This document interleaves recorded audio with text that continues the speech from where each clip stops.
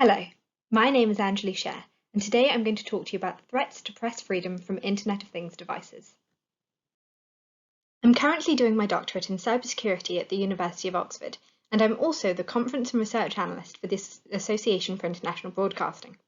My research focuses on novel Internet of Things devices and journalism in democratic countries, especially the United States, the United Kingdom, Australia, and Taiwan. I hope to investigate how the decision makers in each of these 4 case study countries responds to the increasing prevalence of the devices and their associated mass data collection, and especially to find out how these responses affect the free press in each country. I'm going to give you a brief run through of what I'll talk about today. I'll start with the bottom line up front, my objectives and key takeaways for the talk. Then I'll talk about the problem that I'm trying to address, how I'm trying to address it, and the spoiler alert is that it's with a taxonomy. And then I'll give you a bit of insight into how the taxonomy works and how it might work for you.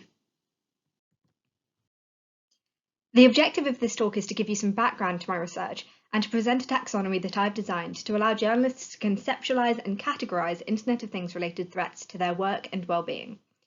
The taxonomy is intended to provide a new practitioner-focused perspective on Internet of Things threat modeling for a branch of critical democratic infrastructure that has previously not been adequately modeling or mitigating Internet of Things threats. My goal is for participants to leave this presentation with a new way of thinking about these technologies and the need to protect journalists. My method of threat modeling should broaden your conception of the different ways that Internet of Things devices and their capabilities might be used to threaten the work and well-being of journalists, to include physical, legal, and virtual threats. And for any journalists and news organisation members in the audience, you may be able to use this research to help to prioritise what you do about which specific threats, according to your own individual needs and concerns, thereby giving it direct practical implications. The advent of consumer Internet of Things devices and their casual integration into mainstream society have presented a massive expansion in the journalistic threat landscape. This is why my research focuses on novel Internet of Things threats which may potentially arise against journalists and their sources based on the information that we currently hold about the capabilities of these devices today. Around the world, news organisations and journalists are increasingly under threat of surveillance, censorship, and intimidation from a variety of highly capable actors. You may have heard of Marie Colvin, a foreign correspondent for the Sunday Times, who was assassinated by the Syrian government in 2012 after the building that she was in was identified due to signals from a satellite phone. Another high-profile targeted journalist is Roberto Saviano, who has been under police protection since 2006 when he exposed huge swathes of the Camorra Mafia and has subsequently been routinely threatened with withdrawal of his police protection by the Italian Minister of the Interior. The press have always had to try particularly hard to protect themselves, their sources, and their work from emerging and evolving threats. Due to the novelty and multiple functionalities of the Internet of Things, involving data gathering, transfer, and manipulation, as well as physical actions, each new Internet of Things device effectively expands users' and bystanders' attack surfaces in innumerable unexpected ways. Additionally, as adversaries targeting journalists are often state actors, the Internet of Things international supply chain, which includes both manufacturers and data centers located in various jurisdictions, further complicates mitigation considerations.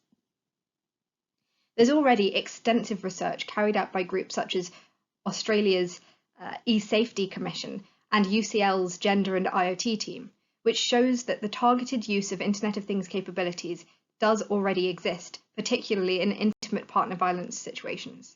So we know that these scenarios do happen on an individual level. Therefore, it's highly likely that well-resourced adversaries would use these capabilities against high-value targets, including journalists. My pilot study, which was published at EuroUSEC this year, demonstrated that a selection of journalists from around the world who work on high-risk topics are largely unaware of the threats to their work from Internet of Things devices. My study also showed that those who are aware have inadequate protection strategies in place. There is currently no other academic research into this journalist-specific emerging domain of human-computer interaction. As the Internet of Things grows and expands as a feature in journalists' lives at home and at work, researching the implications of this is imperative. The pilot study interviewed and surveyed a total of 16 members of the media industry to examine the extent to which journalists understand the risks inherent in the Internet of Things, including how it might exacerbate pre-existing threats, such as security issues regarding remote communication methods. It also aimed to collect information on how they attempt to combat perceived Internet of Things related threats. These interviewees ranged from media executives to freelance journalists, and everyone in between. I also surveyed 34 cybersecurity experts to confirm how, if at all, members of the public can effectively protect their privacy and security against threats through the Internet of Things. The goal was to compare and contrast the self-disclosed security behaviours of the journalists with the expert recommendations, in order to find out whether the journalists should maintain or could improve their security strategies to protect against both immediate and long-term Internet of Things related threats. So, the problem that the rest of this talk will discuss is that consumer Internet of Things threats to journalists, which could take many different, incredibly concerning forms, are not currently included in risk assessments for individual journalists or news organisations. This was confirmed by my pilot study. Thankfully, there are now a few easy-to-read guides for individual cybersecurity that are available on the market, such as Paul Blasidis's book, How to Survive the Internet. However, I believe that journalists are a community that requires special attention and specificity in terms of the information given to them about their security. Therefore, my research is focused solely on the challenges of cybersecurity for journalists.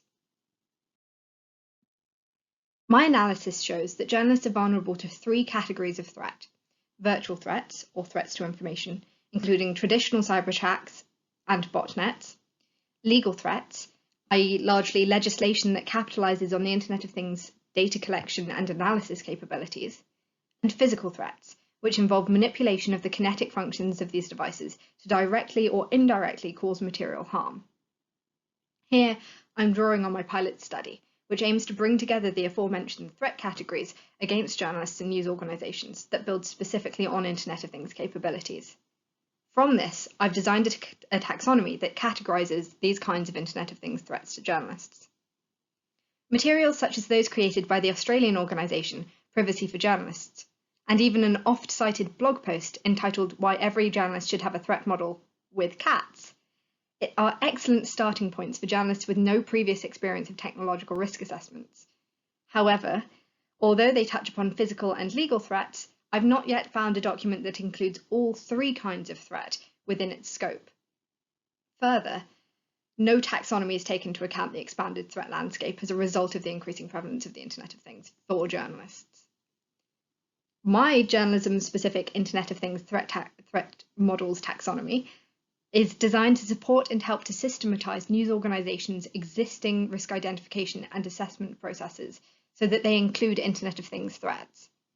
However, as the Internet of Things is an evolving and growing phenomenon, it is impossible to identify all associated risks, and so this taxonomy will need to be continually updated and also adjusted.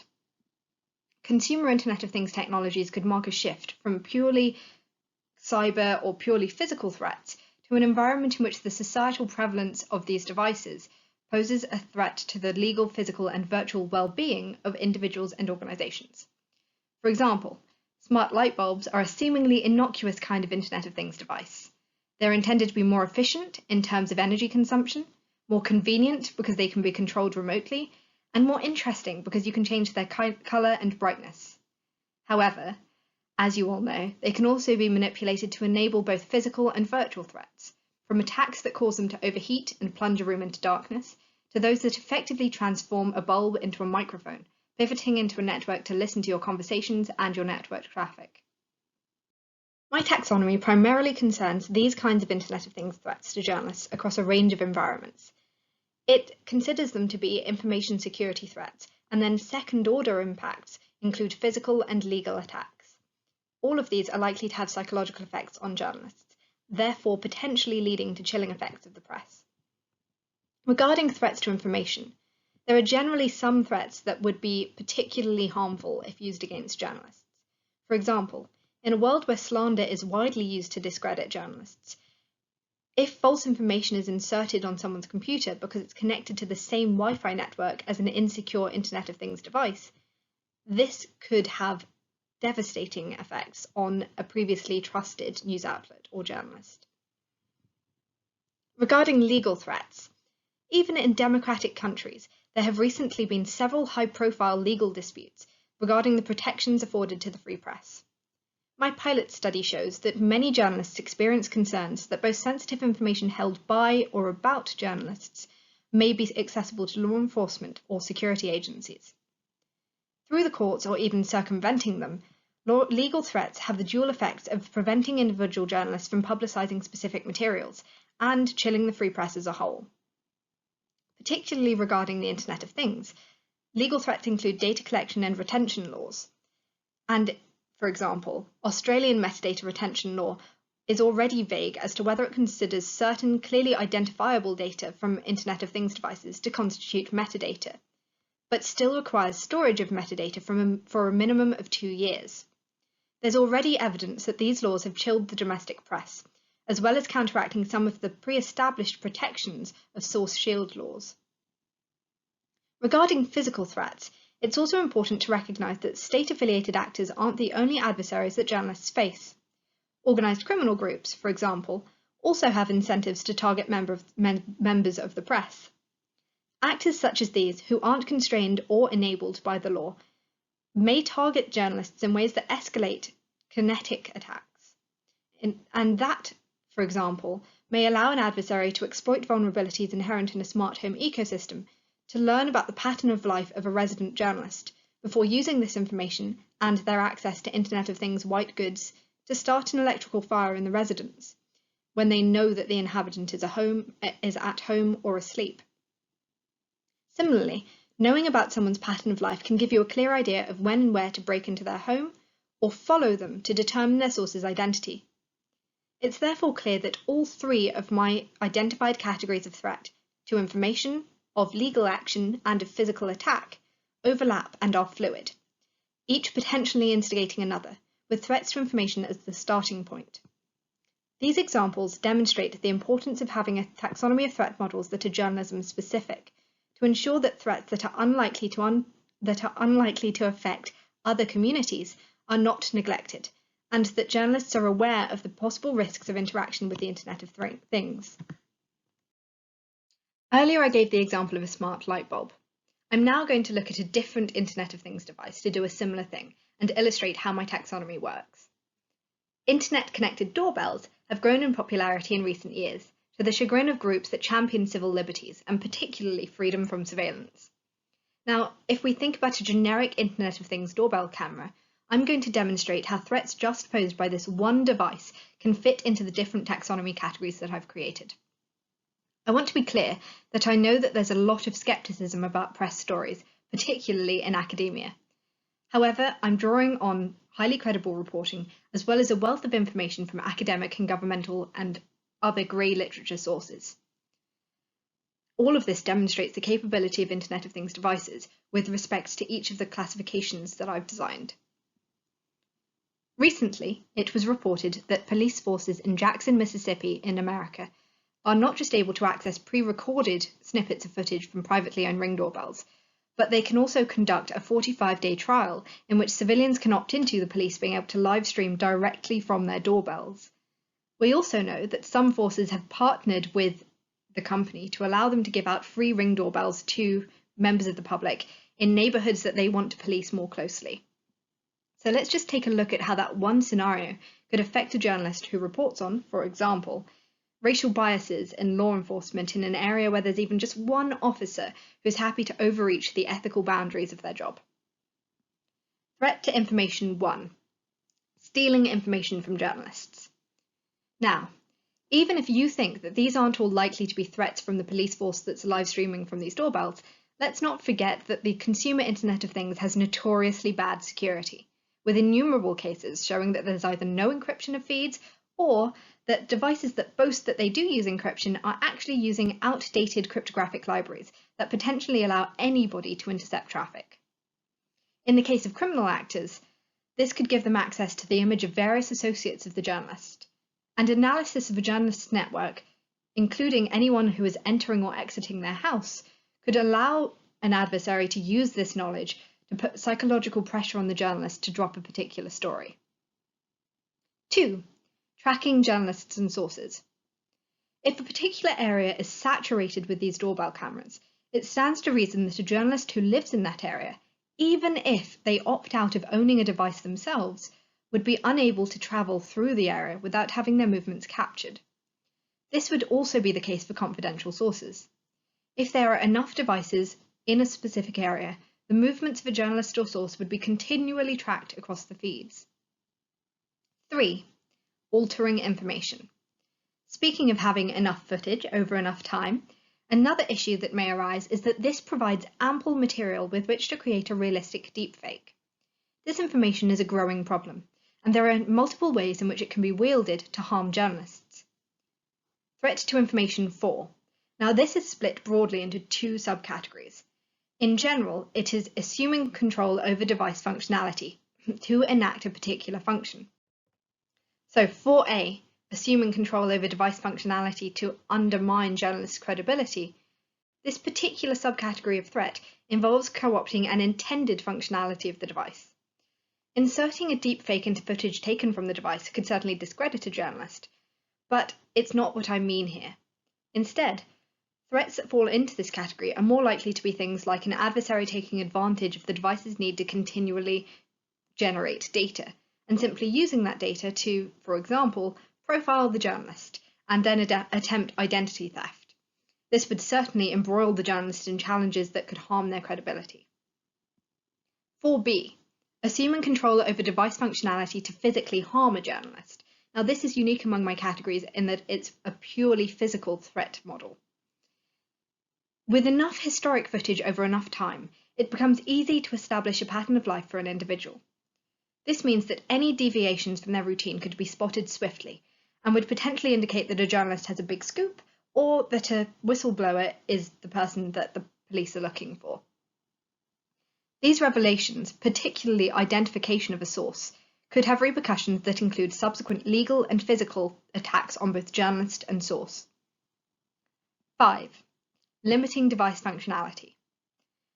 Given, as we've mentioned, the poor security of these devices, it's relatively easy for outsiders to hack into and brick devices, particularly if a journalist does own a doorbell and relies on it for either a sense of security or for actual security, both of which are important for their psychological well-being.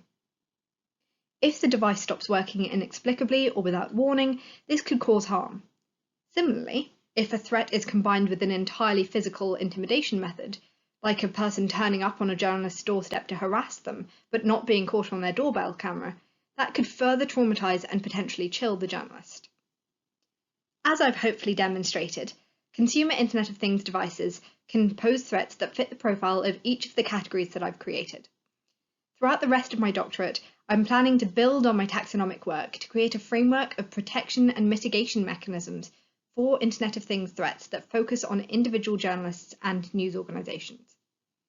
I will be working with journalists, media organisations and cybersecurity experts in order to create the framework and utilise the information to educate and protect journalists. I hope that I've achieved the 3 takeaways that I mentioned at the start of this talk, and I hope that the video has highlighted the challenges that are faced by the free press, as well as giving you an understanding of the background to the taxonomy and its utility for a highly targeted user group. I also want to make sure that you understand the benefit of a new and hopefully holistic and accessible perspective on the 3 types of threat that the Internet of Things facilitates. To close, journalism is a pillar of democracy, and I believe that the risks of allowing democratic erosion have been made abundantly clear in the last half a decade. Therefore, I'm going to leave you with a reminder that the impact of any threats to a free press isn't confined to that community alone, but rather ripples out across entire societies. It's my aim that conducting this research now will give journalists time to learn and adjust before the next generation of Internet of Things devices emerges and has the ability to learn and adjust a little bit quicker than the journalists who are under attack. Thank you very much for listening, and I look forward to attempting to answer whatever questions you might have.